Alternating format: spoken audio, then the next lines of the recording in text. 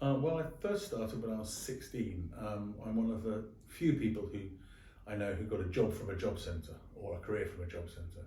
I was at school and felt the need to get some beer money, and being very naive, saw the sign job centre and thought this is where I would go to get a job. And lo and behold, there was a job working in a small bookshop in Oxford, Sanders of Oxford, advertised, and I walked in the door and was given the job. So it was very straightforward, and that was some 30 years ago. I was doing that until I found a real job, and eventually the owner of the shop, the late Chris Lennox Boyd, made pretty much everybody else redundant. And I wandered into work one day to find him sitting there on his own, and I said, "Oh, what about me?" And he said, "Looks like you're running the place." And so at age 23, I found myself accidentally running a print shop in Oxford, and the rest, as they say, is history. Yes, I went from Sanders of Oxford to Bonhams, where I worked for 2 years, and learned the ropes of an auction house and met pretty much every book dealer in the British Isles. And then from there I went to work for Bernard Shapiro, and that was where I really learned about the international art world. I started a map and atlas department for him. Then I got my business partner, then former colleague at Bonhams, Nick Trimming, rather drunk, and persuaded him to come and join me at Shapiro. And in 2010, the two of us were asked by a couple of our customers to go and start our own business, so we did.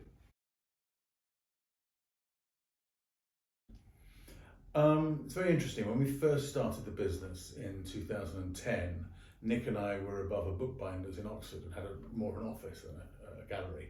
And I remember we went to a show, the Winter Show in the United States, and were sharing a stand with another British dealer. And people would come on and say, "Oh, I know where you are in London." Whether they saw we were in Oxford, and would say, "I've been to Oxford." And so I think it's important to have a bricks and mortar identity. Anyone who's been to our shop will know it's not exactly the most luxurious of premises. It's a very utilitarian, if not beautiful, Georgian building. And we've got as much office as a showroom. But it is important that people can locate us and come and find us and have a look at things. And it gives great reassurance to customers. Well, we have a very good web presence, but we don't do an enormous amount of direct sales online. Now that's changed since 2020, where we've done a lot more online out of necessity because we've had fewer contact points with customers. But I would say that the internet accounts for between 10 and 20% of our business, whereas most of the rest of it is still direct contact, whether it's by email or in person, and fairs. Having said that, what's unquantifiable and difficult to track down is what proportion of our interaction with our customers' knowledge about us comes from reading material that's on our website. I suspect it's rather higher than we think.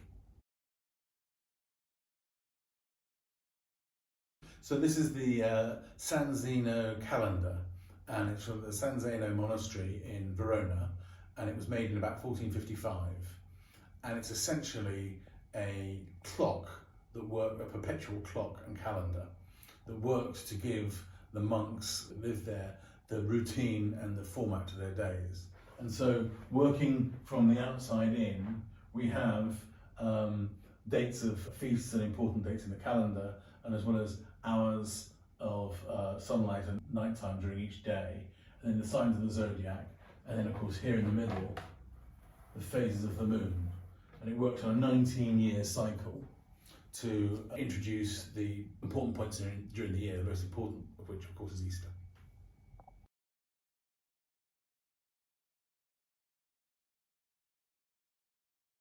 You can see it's made from vellum on wood, and some of the vellum has been used as scavenged from antiphonal leaves on larger books that have been used in the monastery. And this would have hung, believe it or not, outside in the cloisters of the San Zeno monastery, and I actually took a trip there a couple of years ago to try and locate where it would have hung. It's one of my favourite things of all time because a lot of things that we sell are to do with the answering two questions. One of which is where am I, and the other is what time is it? And this is very much at the beginning of people's understanding that what time it is bears a lot of relation to the positions of planetary bodies, which of course is the answer to why are we as well.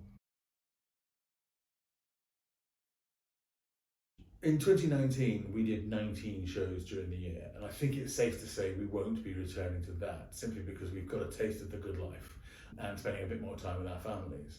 Having said that, a lot of the material that we sell is very large format, and however much you want someone to fall in love with a 4 metre wide map of London or the world, they are not going to find it as impressive as a thumbnail or even as a video. And so we will be going back to fairs, and there's nothing will beat the real life interaction and people actually seeing a physical work of art is a very different experience to buying online. Our calendar is determined partly by what other shows we do. We try to get a coverage of the whole globe. So in January you see us at the Winter Show, and then February in Miami, and usually California for the book fair. Then in March TEFAF, in April will be Abu Dhabi and Tokyo, and then we do June in London, and then traditionally when we get through to September, we do some more London and Paris and Beijing in November and Hong Kong in November. That was our former model. Now we'll probably lose some of those, but we'll keep the broad structure to the year. I don't know if the Hong Kong Book Fair is going to happen. I don't know if Tokyo Book Fair is going to happen, but I suspect most of the others will. So whilst we won't be doing 19 shows, it might be more 12 than an 8. Having said that, certainly during COVID, we adapted our business quite a lot, quite quickly. The first 4 months, April to September, were, I'm sure for a lot of people, rather terrifying, and I was worrying about whether we had to make redundancies or close bits of the business. And then something changed in the September, and I think it was the sort of news of impending vaccines. And we ended up having a really good year because a lot of our customers had done quite well with their investments, and they were at home and they were looking at their personal collections, and they were thinking, what more can I add? And we ended up, having one of our best trading years ever. So it was a very, very strange experience. And a lot of that selling that happened after that, the 1st September, was done using a whole series of tools that were new to us. We actually rented the Spice Girls studio for a couple of days and filmed some very large format maps, which we put on the wall there.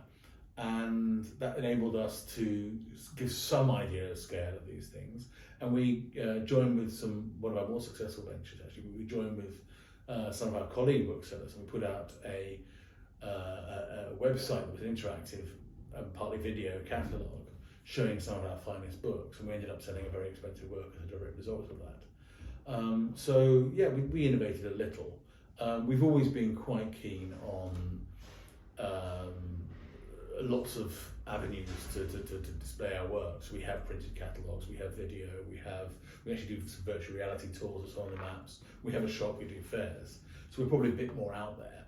And also it's easy to sell books and maps to people because they're not unique, and so people have an idea of what sort of thing they're buying, they may have encountered it before, and that gives people a reassurance both in price and in terms of the quality of the object, where they can compare it with others, and that helps, and that's worked rather well for us. We are by definition global, and it's true to say I don't have many customers from Angola or Nepal, but we do cover pretty much the whole globe. A lot of our business is with the Far East, the Middle East, Europe and the US. I think it varies from year to year, and it's very much supply driven. If we found a great archive of American Revolutionary maps, then we'll probably have a good year for Americana. Whereas if we bought an entire collection of Chinese maps, it's going to be a Chinese year for us. I think Hong Kong is still a very interesting place, and we've got some great customers in Hong Kong. It's been harder this year to get a gauge on whether it's going to be a very active market in the fine art world in the future. And interestingly, Frieze is opening in Seoul in 2022, and I think that's a very exciting fair. We've done some great business in South Korea, and it might be that South Korea enables itself to jump on, become the sort of fine art hub for the Far East. Brexit has been and will continue to be a disaster. There is literally no upside. So look, the reasons Brexit's a disaster are first and foremost shipping. I used to have access to 28 countries with no taxation between the borders and very small customs controls. I could stick a book in FedEx and it would arrive the next day with no hassle. I now have to put in an enormous amount of paperwork just to move a book. And to do a trade show anywhere in Europe, I now have to cover the taxation on the objects going to that show in advance. Now, you can buy a bond against that, but for example, I took £2 million worth of material to Paris recently and had to pay a bond on 5% of 5% of that to 2 million. And each time you do that, that's just friction to trade and it's just lost cash. And it means that I'm less likely to take as much material because it costs more and I have to think harder about taking things, which reduces our offering and probably also reduces our sales. But there's more to it than that. People are less inclined to come to London because it's more of a hassle getting here. They're treated unpleasantly at the border, and they regard the British as selfish and loners. So it's really, really difficult for London to maintain its place as the world art hub.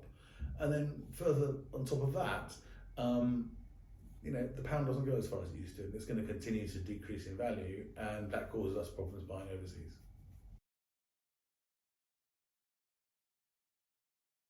This was drawn through a telescope by Cassini in 1689, although this particular example is an 18th century impression by his grandson. So this is Jean-Dominique Cassini's Carte de la Lune, and it's the first engraved map of the moon, but it's got some lovely little features in it. If you look very closely here, you will see the face of a woman, and that is the portrait, allegedly, of the engraver's wife. And then up here, this rather romantic heart-shaped crater there in what's now the Cassini crater.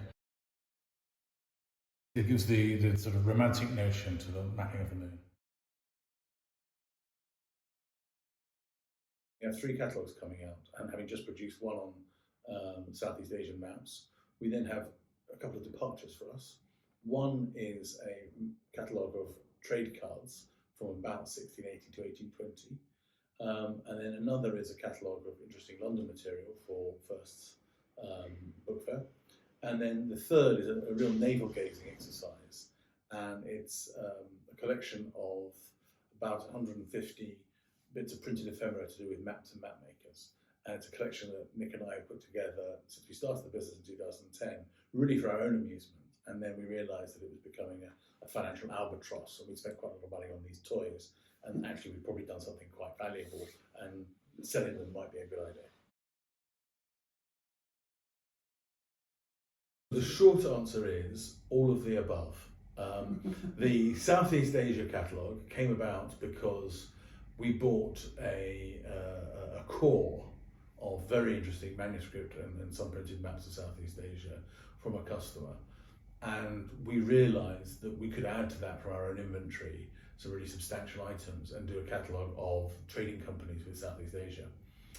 So the Dutch and the English and the French East India companies. And that became quite a sort of powerful theme for the catalogue. So that was a mixture of one collection with our own inventory. With the Ennis for Mapmaker catalogue, which is our collection of printed ephemera to do with the map trade, that's really a sort of personal hobby.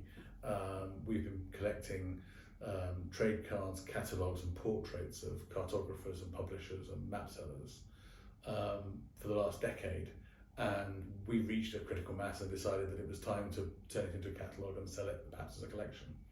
And then with the trade cards of other trades, that was a single owner collection. So really we do all sorts of things. One of the old saws of the art trade is another definition of inventory is your failures. And it's really important not to have your catalogues being just regurgitations of inventory that people have seen. So we do try and do themed catalogues and things that are a bit interesting, and to try and tell a story and weave material into the narrative that makes it interesting to read and exciting to produce.